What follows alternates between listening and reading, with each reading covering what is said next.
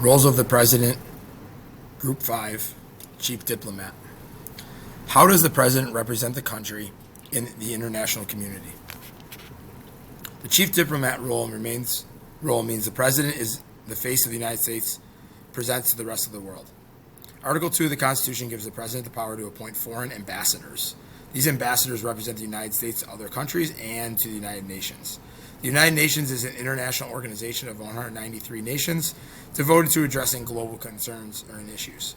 The President looks for ambassadors who will work to promote the best interests of the United States and also help advance the President's agenda. Awarding these positions is another way the President can reward loyal followers. In addition to appointing ambassadors, the President greets visitors from foreign countries to the United States. This includes international, political, and religious leaders.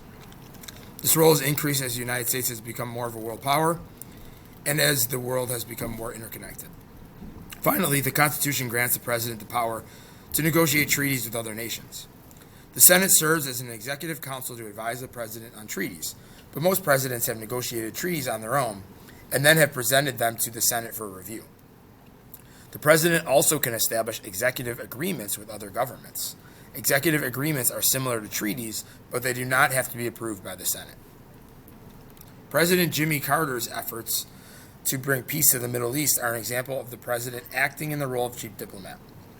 By the time of Carter's presidency, Egypt and Israel were longtime adversaries. Israel was a Jewish state formed in 1948 by the United Nations. Many Middle Eastern nations, including Egypt, opposed Israel's creation because it took away land from Arab peoples. They attacked Israel and did not accept it as a nation.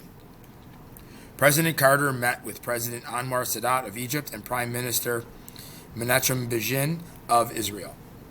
They met in a country retreat in Maryland called Camp David.